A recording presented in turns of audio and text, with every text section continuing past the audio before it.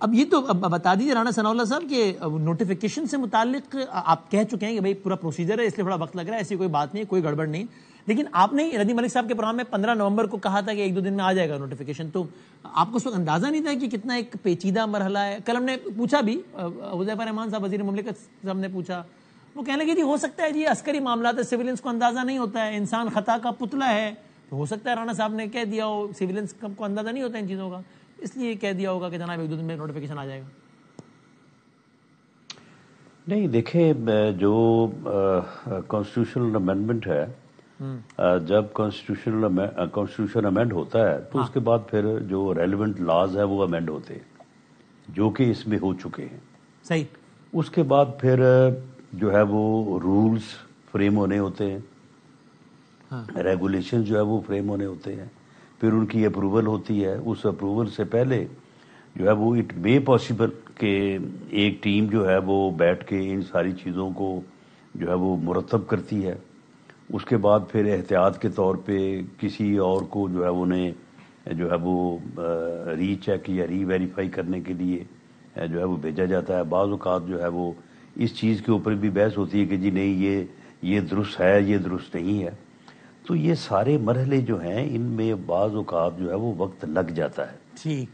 لیکن اس میں وقت جو لگا ہے یا جو دیر ہوئی ہے اس کی خالصتاً وجہ یہی ہے کہ اس معاملے کو جو ہے وہ پوری احتیاط سے کیا جائے، ایک انتہائی حساس اور ڈیفنس کے حوالے سے انتہائی اہمیت کا عمل جو ہے صحیح، وہ ایک ادارہ بننے جا رہا ہے، تو وہاں پہ کوئی اس قسم کی جو ہے وہ جھول نہ ہو۔ اور اس تو سب اب کی یہ وجہ ہے سے کہ گورنمنٹ اور اس کو کوئی اور معنی جو ہے اس کو اور معنی کوئی نہیں پہنائے جانے چاہیے، اور اس کو دوسری سائڈ سے بھی کچھ ایسا ویسا اور تو کوئی نہیں لیا ڈیلے گیا کی وجہ نہیں ہے۔ ہاں، یعنی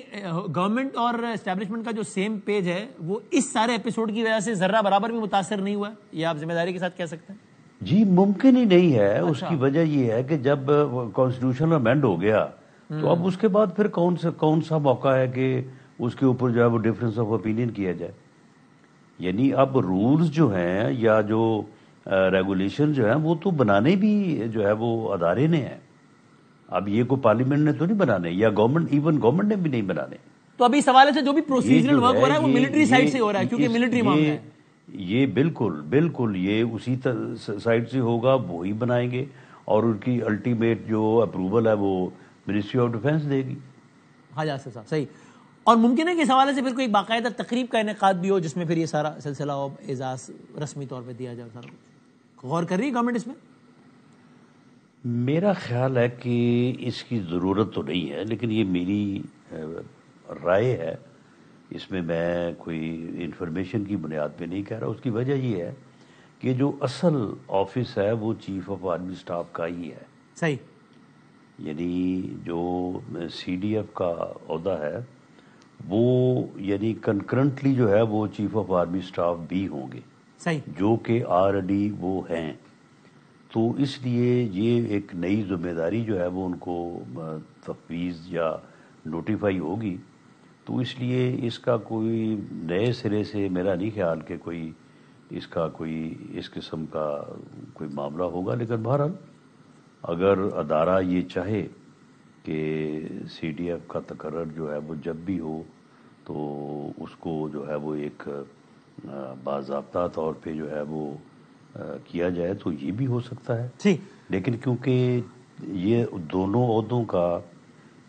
آگے سے جو ہے وہ یک وقت ہی ہوگا، جب بھی ہوگا تو وہ تو پھر ایک آپ کے علم میں ہی ہے کہ چیف آف آرمی اسٹاف کا جو جب اس کی یعنی تقرری ہوتی ہے تو اس کے لیے ایک باقاعدہ ایک تقریب جو ہے وہ ہوتی ہے، یعنی منعقد ہوتی ہے، اور اس میں باقاعدہ وہ جو سٹک ہے وہ جو out going chief of army staff ہوتا ہے تو وہ جو ہے وہ حوالے کرتا ہے نئے چیف آف آرمی اسٹاف کے. جی جی رانا صاحب ٹورڈز دی اینڈ بس ایک آدھ بات، یہ ظاہر ہے اس وقت گورنمنٹ کے پی کے سی ایم کے تعلقات ظاہر ہے آئیڈیل نہیں ہے، سب نظر آ رہا ہے، لیکن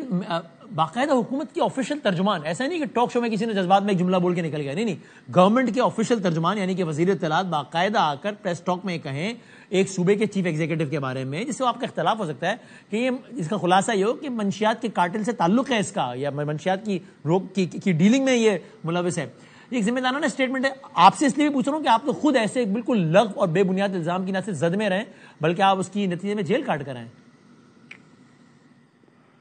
میرا خیال ہے کہ ان کے پاس ہو سکتا ہے کوئی ایویڈنس ہو، لیکن یہ کبھی میرے ساتھ انہوں نے شیئر نہیں کی، اور اگر ان سے آپ کویشچن کر سکیں تو وہ آپ کے ساتھ شیئر کر سکتے ہیں. آپ یہ ضرور کہیں گے کم از کم کہ اگر بہت ہی واضح ثبوت ہو تو ہی الزام لگانا چاہیے، اور آپ کو امید ہے کہ ثبوت ہوگا، ورنہ نہیں لگانا چاہیے الزام. جی بالکل، یہ یعنی انتہائی جو ہے وہ یعنی ڈیمیجنگ اور ہر لحاظ سے بڑا سیریس الزام ہے، اور میرا نہیں خیال کہ وداؤٹ اینی ایویڈنس جو ہے وہ ایسا انہوں نے کیا ہوگا، لیکن بہرحال انہوں نے وہ ایویڈنس جو ہے وہ شیئر نہیں کی. آپ نے مانگی، آپ کی جب بات ہوگی تو آپ کو مانگیں گے ان سے؟ نہیں، اس بارے میں میری بات نہیں ہوئی. آخری سوال، آپ ایوان بالا میں ہیں، آپ ایوان زیری میں ہیں، ایک جماعت ہے، صاحب کا اختلاف ہے پی ٹی آئی سے، ٹھیک ہے، وہ کہہ رہے ہیں یار مسٹر ایکس اور مسٹر وائی کو لگا دو اپوزیشن لیڈر، راجہ ناصر عباس صاحب کو اور وہاں اوپر دوسروں اچل جی صاحب کو، تو ان کو نوٹیفائی نہیں کر دینا چاہیے؟ دیکھیں یہ معاملہ جو ہے وہ اسپیکر صاحب کے پاس ہے، اور اسپیکر صاحب کے ساتھ اپوزیشن کا بہت ہی جو ہے وہ فرینڈلی تعلق ہے. 2 دن پہلے اپوزیشن کی جو سینئر لیڈرشپ ہے وہ ساری اسپیکر صاحب کے پاس بیٹھی تھی، اور میں بھی وہاں پہ بعد میں گیا تھا. تو میری موجودگی میں تو انہوں نے کوئی ایسی شکایت نہیں کی. میرے خیال میں